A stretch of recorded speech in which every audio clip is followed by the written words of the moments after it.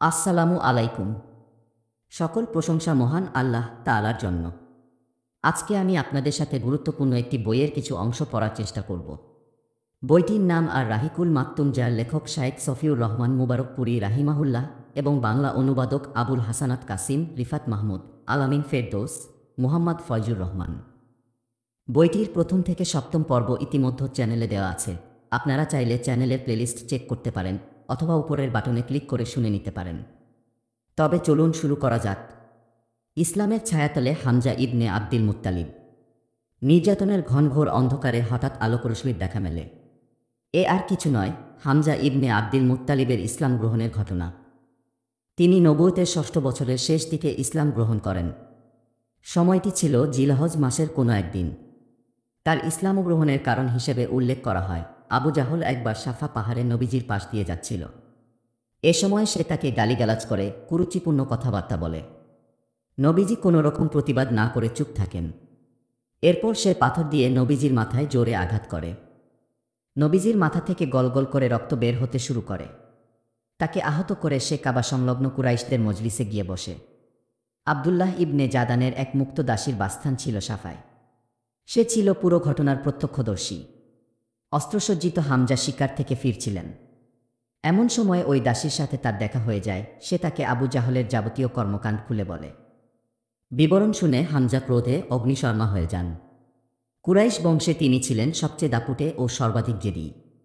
সাথে সাথে বের হয়ে পড়েন, কারো কোনো কথা না শুনে ছুটতে থাকেন। উদ্দেশ্য, আবু জাহলকে পেলে এবার শেষ করে দেবেন। মসজিদুল হারামে গিয়ে তিনি তাকে দেখতে পান। মাথার কাছে গিয়ে দাঁড়িয়ে বলেন, আরে এই ভয়ে বায়ুত্যাগকারী, তুই আমার ভাতিজাকে গালি দিস, অথচ আমি নিজেও তার ধর্মেরই অনুসারী। এরপর ধনুক দিয়ে তার মাথায় সজোরে আঘাত করেন। এতে বনু মাকজুম তথা আবু জাহলের গোষ্ঠী এবং বনু হাসিম তথা হামজা রাদিয়াল্লাহু আনহুর গোষ্ঠীর মাঝে হইচই পড়ে যায়। তখন আবু জাহল বলে, তোমরা আবু উমরাকে ছেড়ে দাও, কেননা সত্যিই আমি তার ভাতিজাকে জঘন্য ভাষায় গালি দিয়েছি। হামজা রাদিয়াল্লাহু আনহুর ইসলাম গ্রহণের বিষয়টি প্রথমে ছিল একজন সম্ভ্রান্ত ব্যক্তির জাত্যভিমান, যা তার আপনজনের লাঞ্ছনা অগ্রাহ্য করেছে। এরপর আল্লাহ তাআলা তার বক্ষ উন্মোচিত করে দেন এবং তিনি দৃঢ়ভাবে দ্বীন ইসলামকে আঁকড়ে ধরেন। তার দ্বারা মুসলিমদের শক্তিসামর্থ্য অনেক বৃদ্ধি পায়। ইসলাম গ্রহণের এক আশ্চর্য ঘটনা। হামজা রাদিয়াল্লাহু আনহুর ইসলাম গ্রহণের বিষয়টি ঘনকালো মেঘে ঢাকা রাতের আধারে আলোর ঝলকানির মতো। কিন্তু এর চেয়েও বেশি দীপ্তি নিয়ে আসে উমর রাদিয়াল্লাহু আনহুর মুসলিম হওয়ার ঘটনাটি। তখন নবুয়তের ষষ্ঠ বছর, চলছে পবিত্র জিলহজ মাস। হামজা রাদিয়াল্লাহু আনহুর ইসলাম গ্রহণের মাত্র ৩ দিন পর তাওহীদের কালিমা পাঠ করেন উমর রাদিয়াল্লাহু আনহু। নবীজি সাল্লাল্লাহু আলাইহি ওয়াসাল্লাম তার ইসলাম কবুলের ব্যাপারে দোয়া করেছিলেন। ইমাম তিরমিজি রাহিমাহুল্লাহ বিশুদ্ধ সূত্রে ইবনে উমর রাদিয়াল্লাহু আনহু থেকে বর্ণনা করেন এবং ইমাম তাবারানী ইবনে মাসুদ ও আনাস রাদিয়াল্লাহু আনহুমা থেকে বর্ণনা করেন, নবীজি বলেন, হে আল্লাহ, আবু জাহল কিংবা উমর ইবনেল খাত্তাব, এই দুজনের মাঝে আপনার কাছে যে অধিক প্রিয়, তার মাধ্যমে আপনি ইসলামকে মজবুত করুন। ইবনে উমর রাদিয়াল্লাহু আনহু বলেন, ওই দুজনের মাঝে উমর রাদিয়াল্লাহু আনহুই আল্লাহ তাআলার কাছে বেশি প্রিয় ছিলেন। তার ইসলাম গ্রহণ সম্পর্কিত সবগুলো বর্ণনা পর্যালোচনা করে বোঝা যায়, তার হৃদয়ে ধাপে ধাপে ইসলামের প্রতি ভালোবাসা সৃষ্টি হয়েছে। সেই আলোচনার আগে আমরা উমরের স্বভাব প্রকৃতি ও অনুভূতির দিকে একটু ইঙ্গিত করতে চাই। উমর রাদিয়াল্লাহু আনহু ছিলেন কঠোর স্বভাব ও রুট মেজাজের অধিকারী।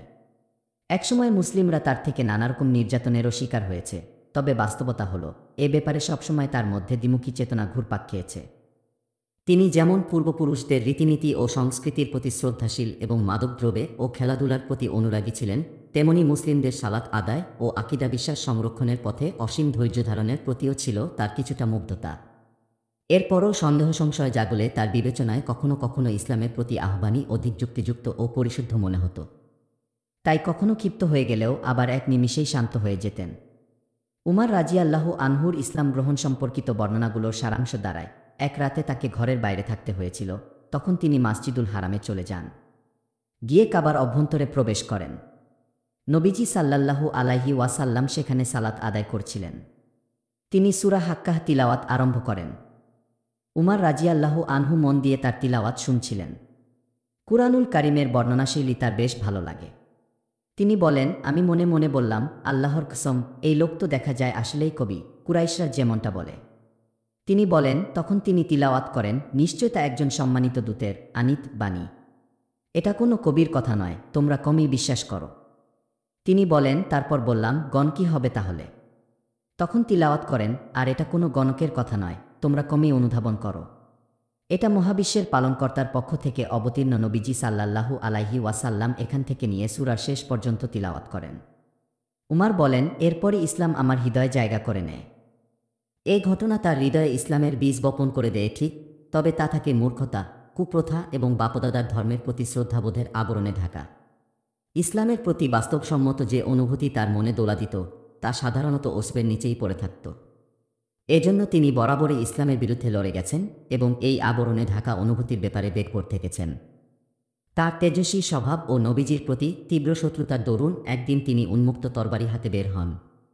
উদ্দেশ্য, নবীজি সাল্লাল্লাহু আলাইহি ওয়াসাল্লামকে একেবারে শেষ করে দেবেন। পথিমধ্যে সাক্ষাৎ হয় নুয়াইম ইবনে আবদিল্লাহ আন্নাহাম আলাদাবির সাথে। তিনি ছিলেন বনু জুহরা বা বনু মাকজুমের। নুয়াইম বলেন, কোথায় যাচ্ছ হে উমার? উমার উত্তরে বলেন, আমি মুহাম্মাদকে হতে করতে যাচ্ছি। নুয়াইম বলেন, মুহাম্মাদকে হতে করে বনু হাসিম ও বনু জুহরার হাত থেকে রেহাই পাবে কি করে? উমার রাজিয়াল্লাহু আনহু তাকে বলেন, আমার তো মনে হচ্ছে তুমিও বিধর্মী হয়ে গিয়েছ, বাপদাদার ধর্ম ত্যাগ করেছ। নুয়াইম তখন বলেন, আমাকে নিয়ে পড়ে ভেবো। আগে তোমার বোন আর তার স্বামীর খবর নাও। তারা যে তোমার বাপদাদার ধর্ম ছেড়ে দিয়েছে তা কি তুমি জানো? এ কথা শুনে উমারের মাথায় যেন আকাশ ভেঙে পড়ে। তিনি রাগে ক্ষোভে মারমুখ হয়ে বোনের বাড়িতে হাজির হন। সেখানে তখন খাব্বাব ইবনে আরাত রাজিয়াল্লাহু আনহু ছিলেন। তার সঙ্গে পুস্তিকা আকারে সুরাতহা ছিল। মাঝে মধ্যে তিনি এ বাড়িতে এসে দুজনকে কুরআনও পড়াতেন। উমার আসছেন টের পাওয়া মাত্রই খাব্বাব ঘরের কোনো এক স্থানে লুকিয়ে যান, আর উমারের বোন ফাতিমা কুরআনের অংশটুকু আড়াল করে রাখেন। তবে উমার আগেই টের পেয়ে গিয়েছেন খাব্বাব তাদের কিছু একটা পড়াচ্ছিলেন। ঘরে প্রবেশ করেই তিনি বাঘের মতো হুঙ্কার ছাড়েন, কি করছিলে তোমরা? আমি তোমাদের থেকে কিসের আওয়াজ পেলাম? তারা উত্তর দেন, কই কিছু না তো, আমরা এমনিই কথাবার্তা বলছিলাম। তিনি বলেন, শুনলাম তোমরা নাকি ধর্মত্যাগ করেছ। তখন তার ভগ্নিপতি বলে ওঠেন, উমার, তোমার ধর্ম ছাড়া অন্য ধর্ম যদি সঠিক হয় তাহলে? এ কথা শোনা মাত্রই উমার তার উপর ঝাঁপিয়ে পড়েন এবং মারাত্মকভাবে আঘাত করেন। তার বোন স্বামীকে উদ্ধারের জন্য এগিয়ে এলে তার চেহারায় সজোরে থাপ্পড় মারেন। এতে তিনি মাটিতে লুটিয়ে পড়েন। তার মুখমণ্ডল রক্তাক্ত হয়ে যায়। তিনি তার বোনকে আঘাত করে রক্তাক্ত করেন। তখন বোন রাগান্বিত হয়ে বলেন, উমার, তোমার ধর্ম ছাড়া অন্য ধর্ম সঠিক হলেও কি তুমি এই আচরণ করবে? শুনে রাখো, আমি সাক্ষ্য দিচ্ছি আল্লাহ ছাড়া কোনো ইলাহ নেই। আমি আরও সাক্ষ্য দিচ্ছি মুহাম্মদ আল্লাহর রাসূল। বোনের এমন সাহসিকতা দেখে উমার কিছুটা হতাশ হয়ে যান। তিনি এটাও লক্ষ্য করেন তার বোন রক্তাক্ত, তখন কিছুটা লজ্জিতই হন। বলেন, তোমাদের কাছে যে কিতাব আছে আমাকে একটু দাও তো, পরে দেখি। বোন বলেন, তুমি অপবিত্র, আর পবিত্র ব্যক্তি ছাড়া কেউ তা স্পর্শ করতে পারে না। তুমি গোসল করে আসো। তিনি গোসল করে আসেন। তারপর কিতাব নিয়ে পাঠ করতে শুরু করেন, বিসমিল্লাহির রাহমানির রাহিম, শুরু করছি আল্লাহর নামে, যিনি পরম করুণাময় ও অতি দয়ালু। এটুকু পরেই তিনি বলেন, বাহ, কি উত্তম ও পবিত্র নামগুলো। তারপর সূরা তহার প্রথম থেকে এই আয়াত পর্যন্ত পাঠ করেন, আমি আল্লাহ, আমি ব্যতীত কোনো ইলাহ নেই। অতএব আমার ইবাদত করো এবং আমার স্মরণার্থে সালাত কায়েম করো। পাঠ শেষে বলেন, কতই না চমৎকার ও তাৎপর্যপূর্ণ এই বাণী, আমাকে এক্ষুনি মুহাম্মাদের কাছে নিয়ে চলো। উমার রাজিয়াল্লাহু আনহুর এ কথা শুনে খাব্বাব রাজিয়াল্লাহু আনহু আড়াল থেকে বেরিয়ে আসেন। তিনি বলেন, উমার, তুমি সুসংবাদ গ্রহণ করো। আমার ধারণা বৃহস্পতিবার রাতে নবীজি যে দোয়া করেছিলেন তা তোমার জন্য কবুল হয়েছে। নবীজি এখন সাফা পাহাড়ের বাড়িতে আছেন। উমার হাতে খোলা তরবারি নিয়ে সেই বাড়িতে হাজির হন। সদর দরজায় কড়া নাড়েন। কেউ একজন দরজার ফাঁক দিয়ে তাকালে উন্মুক্ত তরবারি চোখে পড়ে। সে নবীজিকে খবর দিলে সবাই একত্রিত হয়। তখন হামজা রাজিয়াল্লাহু আনহু তাদের উদ্দেশ্যে বলেন, কি হয়েছে তোমাদের? তারা বলেন, উমার এসেছে। তিনি বলেন, আরে উমার, দরজা খোলো। সে ভালো উদ্দেশ্য এসে থাকলে আমরাও তার সাথে ভালো আচরণই করব, আর মন্দ নিয়তে এলে তার তরবারিতেই তার প্রাণ যাবে। এ সময় নবীজির ওপর ওহী অবতীর্ণ হচ্ছিল। শেষ হলে তিনি উমারের দিকে এগিয়ে আসেন এবং সাক্ষাৎ করেন। নবীজি তার জামা ও বর্ম সজোরে টান দিয়ে বলেন, হে উমার, ওয়ালিদ ইবনে মুগিরাকে আল্লাহ যেভাবে লাঞ্ছিত করেছেন তেমনটা তোমার সাথে না হওয়া পর্যন্ত কি তুমি থামবে না? হে আল্লাহ, এই যে উমার ইবনেল খাত্তাব, হে আল্লাহ, এর দ্বারা আপনি ইসলামকে মজবুত করুন। সঙ্গে সঙ্গে উমার রাজিয়াল্লাহু আনহু বলেন, আমি সাক্ষ্য দিচ্ছি যে আল্লাহ ছাড়া কোনো উপাস্য নেই, আর আপনি আল্লাহর রাসূল। তিনি ইসলাম গ্রহণ করলে উপস্থিত জনতা এত জোরে তাকবীর ধ্বনি দেয় যে মসজিদুল হারাম থেকেও তা শোনা যায়। উমার রাজিয়াল্লাহু আনহু ছিলেন অত্যন্ত দৃঢ়চেতা ব্যক্তি। তার ইসলাম গ্রহণের কারণে মুশরিকদের মধ্যে হইচই পড়ে যায়। এটাকে তারা নিজেদের জন্য লাঞ্ছনাকর ও অপমানজনক মনে করে। পক্ষান্তরে তার কালিমা পাঠ মুসলিমদের সম্মান মর্যাদা বৃদ্ধি করে, তাদের মাঝে খুশির বন্যা বয়ে যায়। মুশরিকদের রোশানলে উমার ইবনেল খাত্তাব উমার রাজিয়াল্লাহু আনহু বলেন, ইসলাম গ্রহণের পর আমি মনে মনে বললাম, মক্কায় আল্লাহর রাসূলের প্রতি সবচেয়ে বেশি শত্রুতা পোষণ করে কে? আমার মনে হলো আবু জাহল। তাই তার দরজায় গিয়ে কড়া নাড়লাম। সে বেরিয়ে এসে আমাকে স্বাগত জানিয়ে জানতে চাইল, কি খবর তোমার? তিনি বলেন, আমি বললাম, আমি তোমাকে এই সংবাদ দিতে এসেছি, আমি আল্লাহ ও তার রাসূল মুহাম্মদ সাল্লাল্লাহু আলাইহি ওয়াসাল্লামের উপর ঈমান এনেছি এবং তার আনিত সব কিছু বিশ্বাস করে নিয়েছি। তিনি বলেন, এ কথা শুনে সে আমার মুখের উপর দরজা বন্ধ করে দিয়ে বলে, আল্লাহ তোমার অমঙ্গল করুক।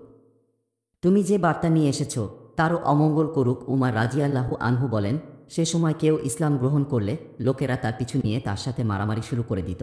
তবে আমি ইসলাম গ্রহণ করে আমার মামা আস ইবনে হাশিমের কাছে গিয়ে সংবাদ দিলে তিনি দরজা বন্ধ করে ঘরে ঢুকে যান। তিনি আরও বলেন, এক কুরাইশ নেতাকে গিয়ে খবর দিলে সেও দরজা বন্ধ করে দেয়। সম্ভবত তিনি আবু জাহলের দিকে ইঙ্গিত করেছেন। কুরাইশদের মাঝে ঝড়ের বেগে সংবাদ পৌঁছে দেওয়ায় পটু ছিল জামিল ইবনে মামার নামের এক ব্যক্তি। উমার রাজিয়াল্লাহু আনহু তাকে নিজের ইসলাম গ্রহণের কথা জানান। আর সঙ্গে সঙ্গে সে উচ্চ আওয়াজে ঘোষণা করে খাত্তাবের পুত্র ধর্মত্যাগ করেছে। তখন উমার রাজিয়াল্লাহু আনহু তার পেছনে দাঁড়িয়ে বলেন, মিথ্যা, বরং আমি ইসলাম কবুল করেছি। এরপর তারা তার উপর হামলে পড়ে এবং লড়াই চলতে থাকে। বেলা বেড়ে গেলে উমার রাজিয়াল্লাহু আনহু ক্লান্ত হয়ে বসে পড়েন আর তারা তার পাশে দাঁড়িয়ে থাকে। তখন তিনি বলেন, তোমাদের সাধ্যে যা কুলোয় তা করো গিয়ে। আল্লাহর কসম, সংখ্যায় আমরা 300 হলেই তোমাদের বুঝিয়ে দিতাম। মক্কা হয় তোমাদের হতো আর নয়তো আমাদের। পরবর্তী সময়ে মুশরিকরা তাকে হত্যা করার জন্য সদল বলে তার বাড়ির উদ্দেশ্যে রওনা হয়। আবদুল্লাহ ইবনে উমার রাজিয়াল্লাহু আনহু তার বাবার ব্যাপারে বলেন, একদিন তিনি নিজ গৃহে ভীত অবস্থায় অবস্থান করেছিলেন। তখন আবু আমর আশ ইবনে ওয়াইল আশ-শাহমি তার কাছে আসেন। তার গায়ে নকশি চাদর ও রেশমি জামা। তিনি বনু শাহম গোত্রের লোক। জাহেলি যুগে তারা আমাদের মিত্র ছিল। আশ ইবনে ওয়াইল আমার বাবাকে জিজ্ঞেস করেন, আপনার কি অবস্থা? আমার বাবা উত্তরে বলেন, ইসলাম গ্রহণ করার কারণে আপনার গোত্রের লোকজন অচিরেই আমাকে হত্যা করবে। তা শুনে আশ বলেন, আপনি নিশ্চিন্ত থাকুন, তারা আপনার কিছুই করতে পারবে না। তার কথা শুনে বাবা শঙ্কামুক্ত হন। আশ বেরিয়ে দেখতে পান পুরো উপত্যকা লোকে ভরপুর। তিনি তাদের বলেন, তোমরা কোথায় যাচ্ছ? তারা বলে, আমরা উমারের কাছে যাচ্ছি, সে বিধর্মী হয়ে গিয়েছে। আশ বলেন, না, তার কাছে তোমরা যেতে পারবে না। তার কথা শুনে লোকজন ফিরে যায়। উমারের উদ্যোগে প্রকাশ্য সালাত আদায়। তার ইসলাম গ্রহণের পর এই ছিল মুশরিকদের অবস্থা। অপরদিকে মুসলিমদের অবস্থা ইবনে আব্বাস রাজিয়াল্লাহু আনহু থেকে মুজাহিদ রাহিমাহুল্লাহ বর্ণনা করেন। তিনি বলেন, আমি উমার ইবনেল খাত্তাব রাজিয়াল্লাহু আনহুকে জিজ্ঞেস করেছিলাম, আপনাকে ফারুক নামে নামকরণের কী কারণ? তিনি বলেন, আমি হামজার 3 দিন পর ইসলাম গ্রহণ করেছি। এভাবে তার ইসলাম গ্রহণের পুরো গল্পটি শোনান। শেষে গিয়ে বলেন, ইসলাম গ্রহণের সময় আমি বলেছিলাম, হে আল্লাহর রাসূল, বাঁচি বা মরি, আমরা কি সত্যের উপর নই? তিনি বলেন, আল্লাহর কসম, অবশ্যই তোমরা সত্যের উপর আছো, যদিও তোমরা বেঁচে থাকো কিংবা মারা যাও। তিনি বলেন, আমি বলেছিলাম, তাহলে লুকোছাপা কেন? ওই সত্তার কসম, যিনি আপনাকে সত্যসহ পাঠিয়েছেন। আমরা অবশ্যই জনসম্মুখে বের হব। এরপর 2টি সারিতে ভাগ হয়ে নবীজিকে নিয়ে বের হই, যার একটিতে ছিল হামজা আর অপরটিতে ছিলাম আমি। আমাদের দৃপ্ত পদাঘাতে সেদিন ধুলো উঠছিল। এভাবে আমরা মসজিদুল হারামে প্রবেশ করি। উমার বলেন, এ সময় কুরাইশরা আমার ও হামজার দিকে অসহায় দৃষ্টিতে তাকিয়েছিল। তারা সেদিন এমন কষ্ট পেয়েছিল যা আগে কখনো পায়নি। সেদিন আল্লাহর রাসূল আমাকে উপাধি দেন ফারুক। ইবনে মাসুদ রাজিয়াল্লাহু আনহু বলতেন, উমারের ইসলাম গ্রহণের আগে কাবার কাছে সালাত আদায় করা আমাদের পক্ষে সম্ভব ছিল না। সুহাইব ইবনে সিনান রুমি রাজিয়াল্লাহু আনহু থেকে বর্ণিত, তিনি বলেন, উমার রাজিয়াল্লাহু আনহু তাওহীদের কালিমা পাঠ করার পর ইসলাম প্রকাশ্যে তার অস্তিত্বের জানান দেয় এবং প্রকাশ্যে দাওয়াতি কার্যক্রম আরম্ভ হয়। এরপর থেকে আমরা একসাথে বাইতুল্লাহর ছায়ায় বসতে পারি, তাওয়াফ করতে পারি, যারা আমাদের ওপর জুলুম করছিল তাদের সামনে দাঁড়াতে পারি এবং তাদের কিছু কিছু জুলুম প্রতিরোধও করতে পারি।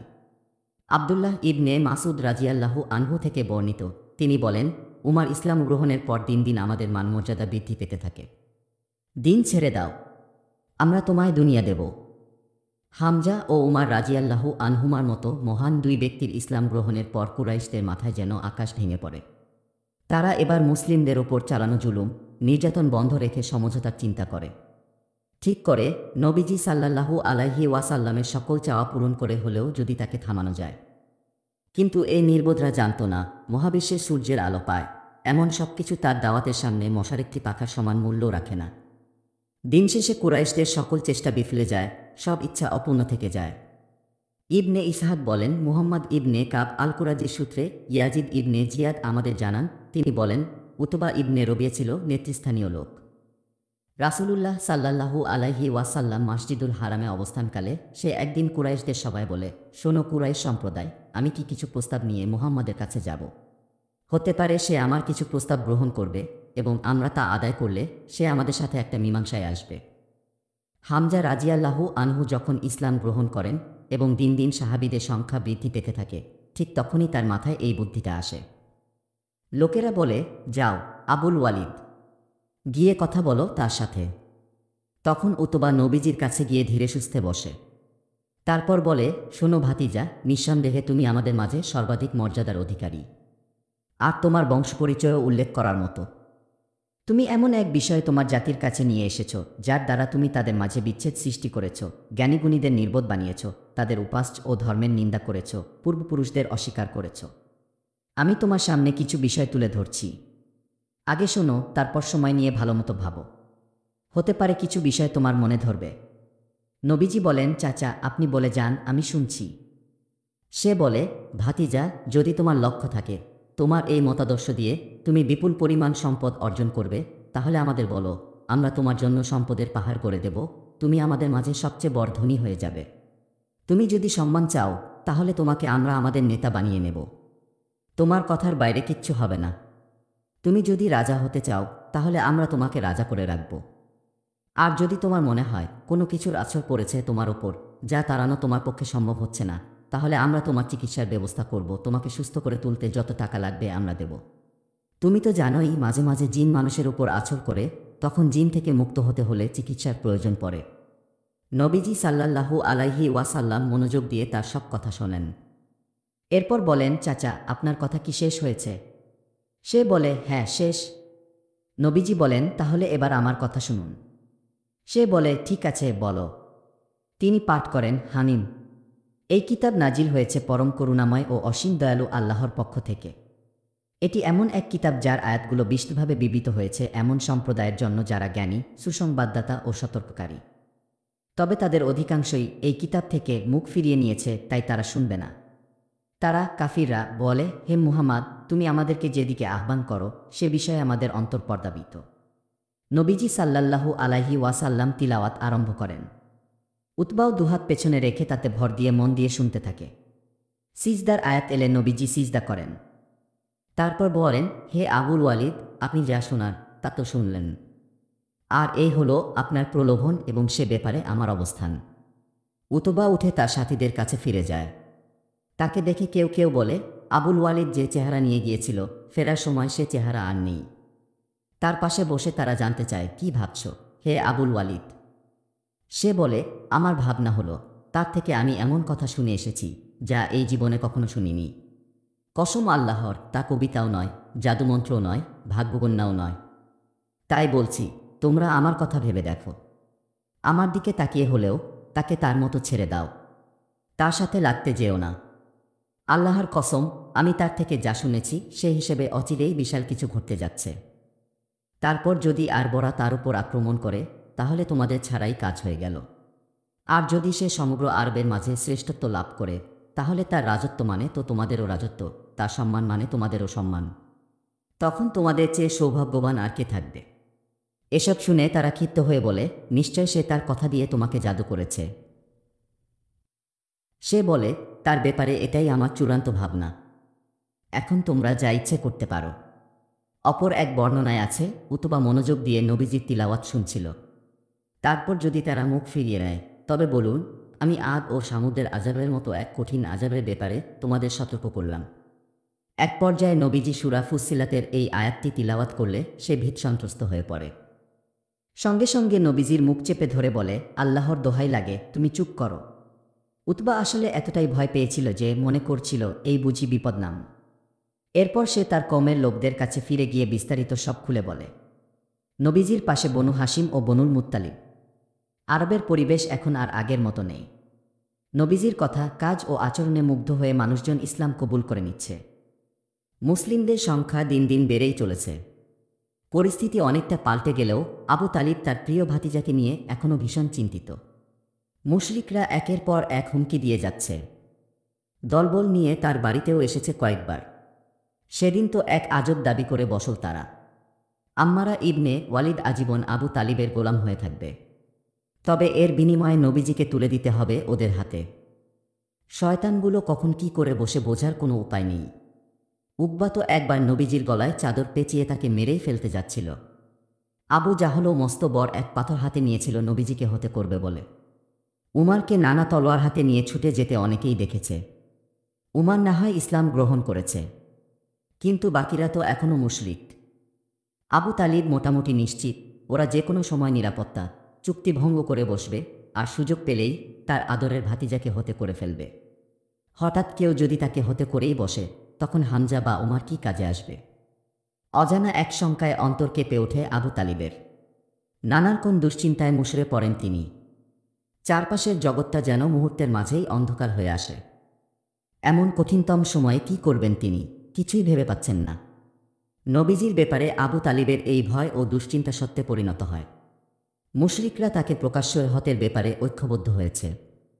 তাদের ঐক্যের দিকে ইঙ্গিত করে কুরআনুল কারিমে আল্লাহ তাআলা বলেন, তারা কি কোনো বিষয়ে চূড়ান্ত সিদ্ধান্ত গ্রহণ করেছে? নিশ্চয় আমিই তো চূড়ান্ত সিদ্ধান্ত গ্রহণকারী। শেষমেশ আবু তালিবের মাথায় চমৎকার একটি বুদ্ধি এল। নবীজিকে নিয়ে মুশরিকদের ষড়যন্ত্রের বিষয়টা আঁচ করতে পেরে তিনি তার নিকট আত্মীয় আব্দু মানাফের দুই পুত্রের বংশধর তথা বনু হাশিম ও বনুল মুত্তালিবের কাছে ছুটে যান।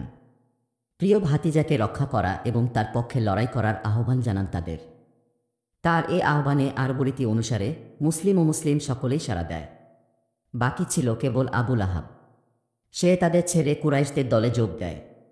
সামাজিক বয়কট। 4 সপ্তাহ বা তারও কম সময়ের মধ্যে মুশরিকরা মারাত্মক 4টি ঘটনার সম্মুখীন হয়। সেগুলো হলো হামজা ও উমার রাজিয়াল্লাহু আনহুমার ইসলাম গ্রহণ, নবীজি সাল্লাল্লাহু আলাইহি ওয়াসাল্লাম কর্তৃক তাদের সকল প্রলোভন প্রত্যাখ্যান এবং তাকে রক্ষার ক্ষেত্রে বনুল মুত্তালিব ও বনু হাশিমের মাঝে ঐক্য গঠন। এসব দেখে মুশরিকরা ভীষণ দুশ্চিন্তায় পড়ে যায়, দিশেহারা হয়ে পড়ে। তারা বুঝতে পারে নবীজিকে হতে করা হলে মক্কায় রক্তের বন্যা বয়ে যাবে। এমনকি এ কারণে তারা অস্তিত্বহীন হয়ে যেতে পারে।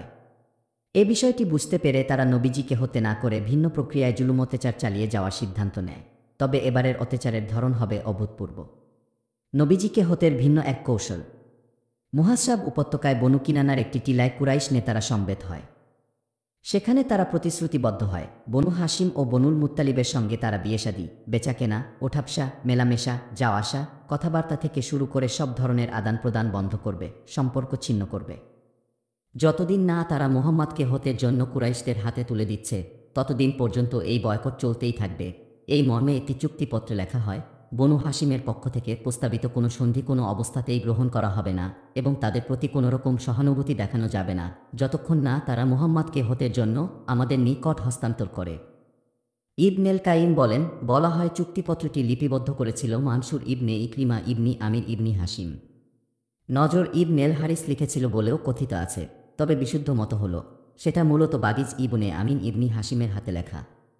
নবীজি তার জন্য বদদুয়া করলে তার হাত অবশ হয়ে যায়। চুক্তিপত্র লেখা সম্পন্ন হলে তা কাবার অভ্যন্তরে ঝুলিয়ে দেওয়া হয়। এর মাধ্যমে আবু লাহাব ছাড়া বনু হাশিম ও বনুল মুত্তালিবের মুমিন কাফির নির্বিশেষে সকলে শিয়াবে আবু তালিবের উপত্যকায় অবরুদ্ধ হয়ে পড়ে। ঘটনাটি ঘটে নবুয়তের 7ম বছর মুহাররম মাসে। দুঃখ দুর্দশার 3টি বছর। কঠোর অবরোধ শুরু হয়। জীবন ধারণের সব রকম উপকরণ থেকে তাদের বিচ্ছিন্ন করা হয়। বাইরে থেকে মক্কায় কোনো খাবার বা পণ্য এলে মুশরিকরা দ্রুত গিয়ে তা কিনে ফেলত। এক পর্যায়ে তারা ভীষণ কষ্টের সম্মুখীন হন। বেঁচে থাকার জন্য গাছের পাতা ও পশুর চামড়া খেতে হয় তাদের। ক্ষুধার তাড়নায় তাদের নারী ও শিশুদের চিৎকার চেঁচামেচি উপত্যকার বাইরে থেকে শোনা যেত। প্রকাশ্যে কোনো কিছু তাদের কাছে পৌঁছানো সম্ভব ছিল না। কঠোর গোপনীয়তা অবলম্বন করে হয়তো টুকটাক কিছু পাঠানো যেত। হারাম মাসসমূহ ব্যতীত অন্য কোনো মাসে প্রয়োজনীয় জিনিসপত্র কিনতে উপত্যকা থেকে তারা বের হতে পারতেন না। মক্কার বাইরে থেকে আসা বাণিজ্যিক কাফেলার সাথে তাদের সামান্য লেনদেন ছিল, কিন্তু মক্কার কাফিরেরা সেখানে গিয়ে দরদাম করে জিনিসপত্রের দাম বাড়িয়ে দিত। এরপর আর সেগুলো কেনার মতো সাধ্য তাদের থাকত না। হাকিম ইবনে হিজাম ছিলেন উম্মুল মুমিনিন খাদিজা রাজিয়াল্লাহু আনহার ভাতিজা। তিনি তার ফুফুর জন্য মাঝে মধ্যে গম নিয়ে যেতেন।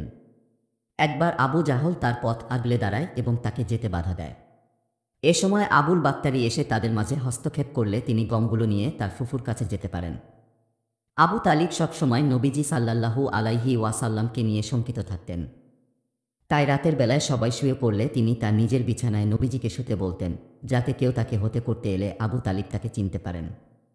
তারপর সবাই ঘুমিয়ে গেলে তিনি তার কোনো ছেলে, ভাই, চাচাতো ভাই কিংবা ভাতিজাকে নবীজির বিছানায় ঘুমাতে বলতেন আর নবীজিকে বলতেন তাদের কারো বিছানায় চলে যেতে। মক্কায় জনসমাগমের বিভিন্ন মৌসুমে নবীজি এবং সাধারণ মুসলিমরা উপত্যকা থেকে বাইরে বের হতেন, আগত লোকদের সাথে দেখা সাক্ষাৎ করতেন, তাদের কাছে ইসলামের দাওয়াত পৌঁছে দিতেন। এ সময়ে আবু লাহাব যা করত তা পূর্বে উল্লেখ করা হয়েছে। অমানবিক চুক্তি থেকে অবশেষে মুক্তি। এভাবেই পূর্ণ তিনটি বছর কেটে যায়। নবুয়তের 10ম বছর মুহররম মাসে উল্লেখিত চুক্তি ছিন্ন করা হয়। কঠিন এ কাজটি কুরাইশদের মাধ্যমেই সম্পন্ন হয়েছিল। বাহ্যত এই চুক্তিপত্রের সাথে একমত পোষণ করলেও অনেকেরই আসলে এতে দ্বিমত ছিল। তাই যাদের দ্বিমত ছিল তারা এই অমানবিক চুক্তিপত্র ছিন্ন করতে চেষ্টা শুরু করে। এ ব্যাপারে প্রথম উদ্যোগ গ্রহণ করেন বনু আমির ইবনি লুয়াই গোত্রের হিশাম ইবনে আমর। তিনি রাতের বেলায় গোপনে বনু হাসিমের কাছে খাবার পৌঁছে দিতেন। জুহাইর ইবনে আবি উমাইয়া মাকজুমির কাছে তার যাতায়াত ছিল, আর তার মা আতিকা ছিলেন আব্দুল মুত্তালিবের কন্যা। হিশাম একদিন জুহাইরকে বলেন, ভাই জুহাইর, তুমি তো খুব আরামেই আছো। তোমার মামার বংশধরদের ব্যাপারে কোনো খোঁজখবর নিয়েছ? জবাবে সে আক্ষেপ করে বলে, আমি একা তাদের জন্য কী বা করব? আল্লাহর কসম, যদি আমার সঙ্গে আর কেউ থাকত তাহলে ওই চুক্তিপত্র ছিন্নভিন্ন করে ফেলতাম। চিন্তা করো না, একজনকে পেয়ে যাবে তুমি। হিশামের মুখে মুচকি হাসি। কে সে? কৌতূহল প্রকাশ করে জুহাইর। আমি আছি তোমার সাথে। আচ্ছা, তৃতীয় কাউকে খুঁজে বের করো তাহলে। তারপর তিনি মতিম ইবনে আদির কাছে যান। তাকে আব্দু মানাফের 2 পুত্র হাসিম ও মুত্তালিব আর তাদের বংশধরদের মধ্যকার আত্মীয়তার সম্পর্কের কথা স্মরণ করিয়ে দেন। এমন জুলুম ও অত্যাচারের উপর সে কুরাইশদের সঙ্গে একমত হয়েছে বলে তাকে ভীষণ ভর্ৎসনা করেন। মুতিমও আক্ষেপ করে বলেন, একা একা আমি আর কী বা করব? তোমার সঙ্গে আরও একজন আছে। হিশাম উত্তরে বলেন, কে সে? আমি আছি তোমার সাথে। আচ্ছা, তৃতীয় কাউকে খুঁজে বের করো। সে ব্যবস্থাও করেছি আমি। কে সে? জুহাইর ইবনে উমাইয়া। আচ্ছা, তাহলে চতুর্থ কাউকে খুঁজে বের করো। হিশাম এবার আবুল বাক্তারি ইবনে হিশামের কাছে যান। জুহাইর ও মুতিমের মতো তাকেও তিনি আশ্বস্ত করেন। আবুল বাক্তারি পঞ্চম কাউকে খুঁজে বের করতে বলেন। হিশাম সবার শেষে যান জামা ইবনেল আসওয়াদ ইবনিল মুত্তালিব ইবনি আসাদের কাছে।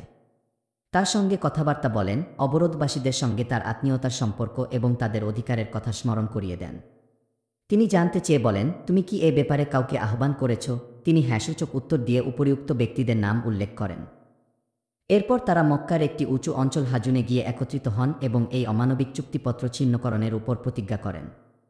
এ সময় জুহাইর বলেন, কাজটার শুরু আমি করব।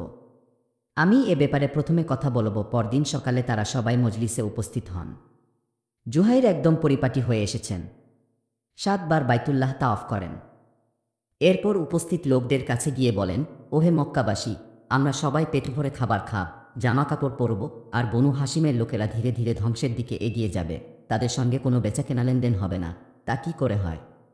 আল্লাহর কসম, আমি এই অমানবিক সম্পর্ক ছিন্নকারী চুক্তিপত্র ছিঁড়ে কুটি কুটি করে তবেই ক্ষান্ত হব। আবু জাহল তখন মসজিদের একপাশে ছিল। সে বলে ওঠে, তুই মিথ্যা বলছিস, ওটা ছিঁড়তে যাবি না। জামা ইবনেল আসওয়াদ বলেন, আল্লাহর কসম, তুই বড় মিথ্যাবাদী। লেখার সময় থেকেই এটার প্রতি আমাদের অসম্মতি ছিল। আবুল বাক্তারি বলেন, ঠিক বলেছ জামা। এটাতে যা লেখা আছে তার উপর আমরা রাজি নই।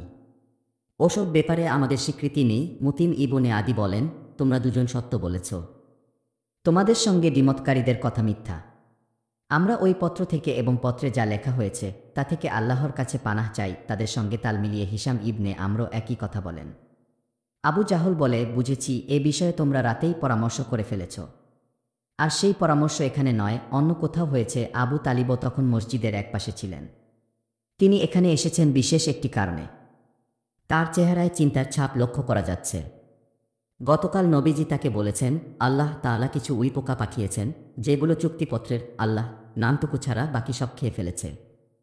আবু তালিব কুরাইশদের কাছে এ কথাগুলো বললেন। সাথে এটাও জানালেন, মুহাম্মদ যদি মিথ্যা বলে থাকে তাহলে তাকে আমরা তোমাদের হাতে ছেড়ে দেব। আর যদি সত্য বলে তাহলে তোমরা আমাদের উপর চলমান অবরোধ ও অত্যাচার সব বন্ধ করবে। তারা তখন বলে, আপনি তো ইনসাফের কথাই বলেছেন। আবু জাহল ও অন্যদের মাঝে কথাবার্তা চলছিল। এরই মধ্যে মুতিম চুক্তিপত্রটি ছিঁড়ে ফেলার জন্য এগিয়ে যান। তিনি গিয়ে দেখতে পান উইপোকা তথা হে আল্লাহ আপনার নামে শুরু করছি অংশটুকু ছাড়া সব খেয়ে ফেলেছে। এরপর চুক্তিপত্রটি ছিঁড়ে ফেলা হয়। নবীজি ও তার সঙ্গীরা উপত্যকা থেকে বেরিয়ে আসেন। মুশরিকরা তখন নবুয়তের অন্যতম মহান নিদর্শন প্রত্যক্ষ করে। কিন্তু তাদের সম্পর্কে তো আল্লাহ নিজেই বলে দিয়েছেন, আর তারা কোনো নিদর্শন দেখলে মুখ ফিরিয়ে নেয় এবং বলে, এ তো ধারাবাহিক জাদু। তারা এই নিদর্শন থেকে মুখ ফিরিয়ে নেয় এবং দিন দিন কুফরির আরও তলানিতে যেতে থাকে। সুপ্রিয় শ্রোতা মণ্ডলী, অষ্টম পর্বের ভিডিও আজকের মতো এখানেই শেষ করছি। নবম পর্বটি শুনতে আমাদের চ্যানেল ভিজিট করুন। ধন্যবাদ আমাদের পাশে থাকার জন্য।